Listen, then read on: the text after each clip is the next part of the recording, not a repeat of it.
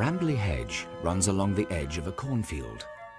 There's a hornbeam tree, several crabapple trees, a large stump overgrown with moss and ivy, some elderberry bushes, a splendid oak, and a clump of hawthorn. Brambles and honeysuckle, foxgloves, ferns, and wild roses grow alongside in a tangle of leaves and stems.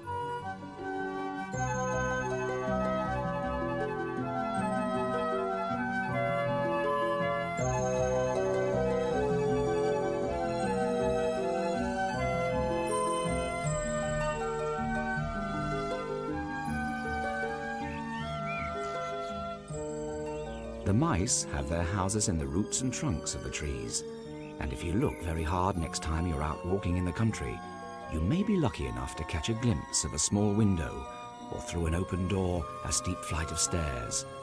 If you do, you'll know that you have found Brambly Hedge.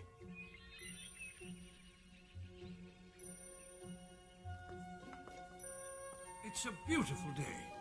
You should have come with me, Primrose. There have been mice living in Brambly Hedge for many generations. This is Old Oak Palace, where Lord Woodmouse, the head of the community, lives with his wife, Lady Daisy, and their daughter, Primrose. Guess what? It's Wilfred's birthday. Oh, I know. That's exactly why I've come. Now, would you like some porridge, Mr. Apple? No, thank you, Mrs. Crusty Bread. Lord Woodmouse knows all about the customs and traditions in Brambly Hedge, so the other mice always ask him when they want to know the best way to do things. I'll help you light them. My. Because he knows so much about the hedge, he is even writing a book about it. Lady Daisy, his wife, has painted all the pictures of Brambly Hedge and the mice who live there.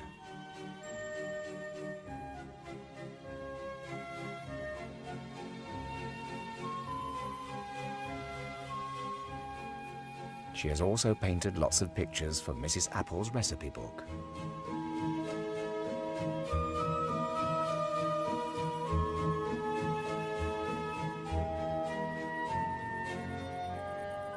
The palace is in the largest, oldest tree in the hedge, and although it may look like an ordinary tree from the outside, the trunk has been hollowed out to form a beautiful and grand home with many, many rooms. At its center is an enormous ballroom, and it is here that many of the great Brambly Hedge parties are held. And for the mice, celebrations always involve food. Supper is served. Come along, everybody. Oh, wow, this is wonderful. What a feast. I don't know. All the mice of Brambly Hedge keep their food here in the store stump.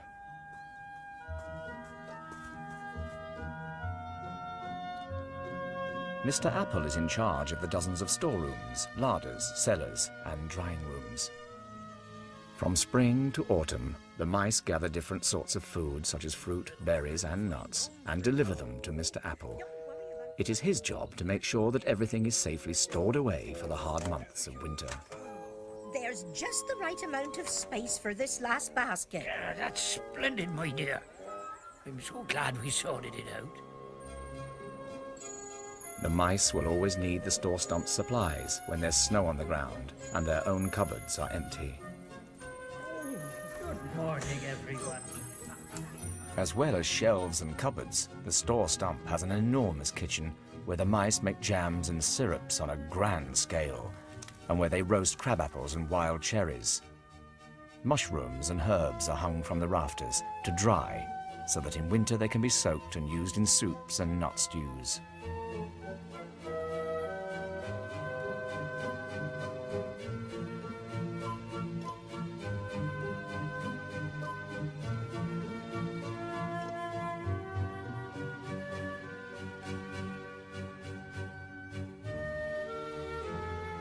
In spring and summer, the mice collect herbs from the hedge and seeds and mushrooms from the fields.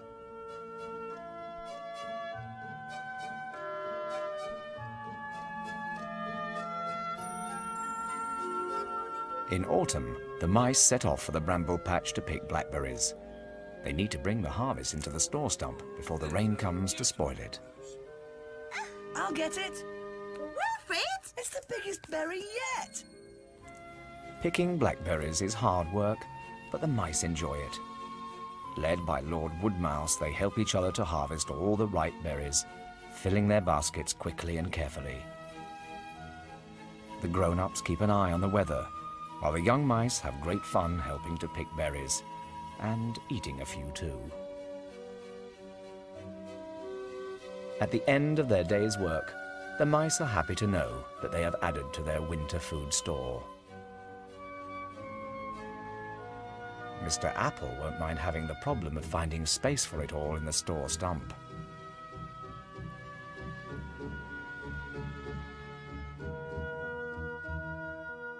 The little mice have to learn what is good to eat and what is not. Before they pick anything from the hedge, they must ask a grown-up if it is safe to do so, because the brightest berries can sometimes be the most dangerous. They know they must never, ever touch the fruits of the deadly nightshade plants that grow at the edge of the far woods, because they are very, very poisonous.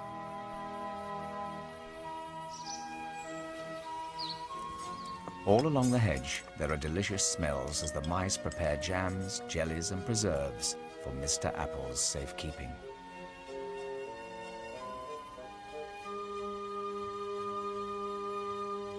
Close by, in Crabapple Cottage, live Mr. and Mrs. Apple.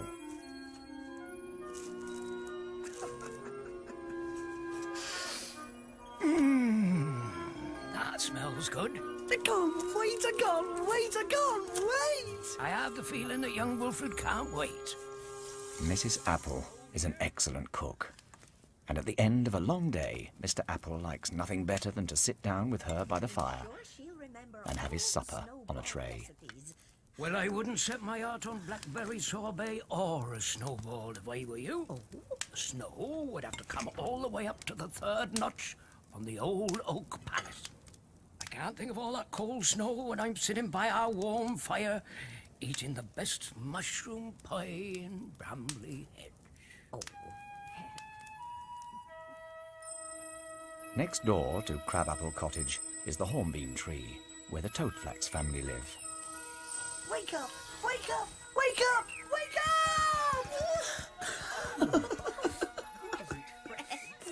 Mr. and Mrs. Toadflax have their paws full with their 4 lively children, Catkin and Clover, Wilfred and Teasel. And I'll knock it over. Hey, be careful.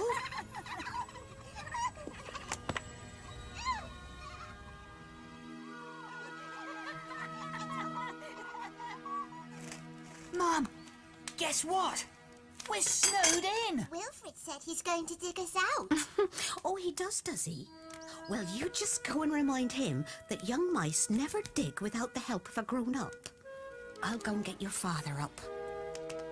While Mrs. Toadflax is scurrying around looking after the children, Mr. Toadflax prefers to take things easy.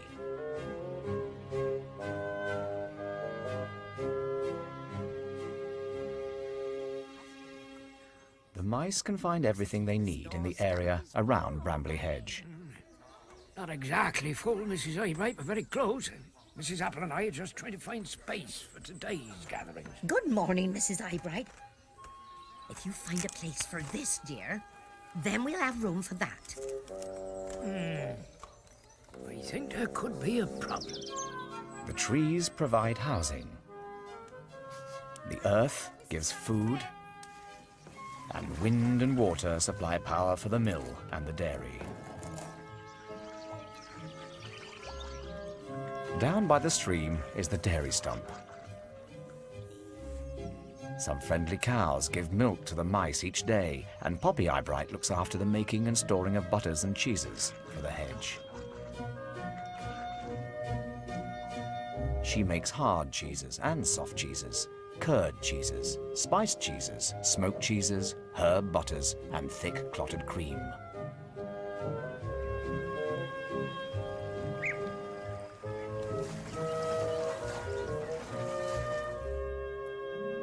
The nearby flour mill has a big water wheel which is turned by the fast-moving river. As the big wooden mill wheel slowly turns, it starts the machinery that moves the great millstones round and round. Dusty dogwood, the miller grinds roots, nuts, acorns, sweet chestnuts, and beech. And dried red clover as well as corn and grass seeds into flour, which he then bags and stores in the roots of the mill.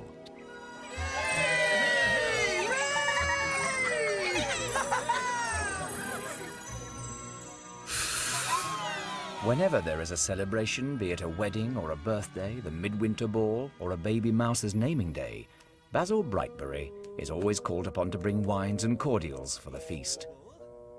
He lives at Elderbury Lodge, but keeps his bottles in a dark cellar in the store stump.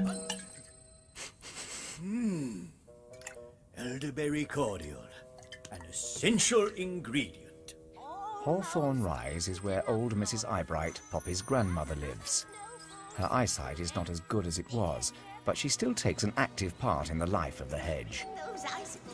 Lord Woodmouse often asks her how things were done long ago, when he wants to get the details in his book just right. Isn't that right, Mrs. Eyebright?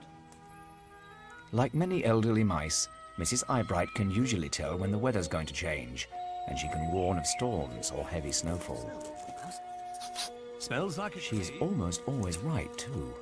There's a feeling in the air, just like that time long, long ago when the snow got so deep it went all the way to the top of the 3rd notch on the old oak palace. Wow! What is it? I smell a storm. Could be a big one. Still a fair way off, but we'd better warn all the mice who are out harvesting. They'll have to move a little quicker than they thought to get everything in before the rain.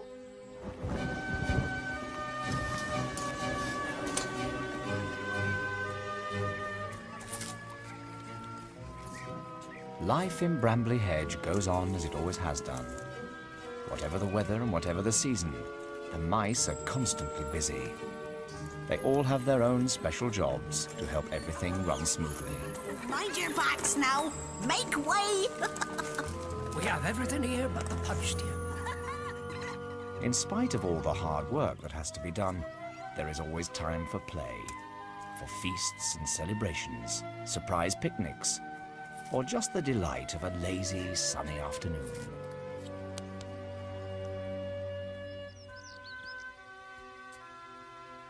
Good night, Flex. Good night, Lily. Good night, everybody. Good night. Sleep tight.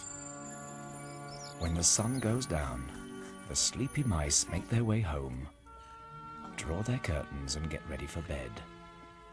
Happy with each other and happy with their lives in Brambly Hedge. Ease your whiskers, rest your paws.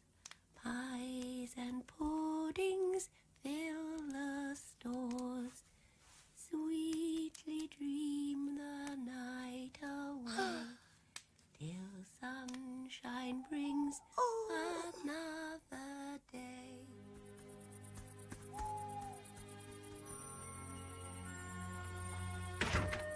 So remember, if you do come across Brambly Hedge when you're out walking, don't tell anyone where it is, will you?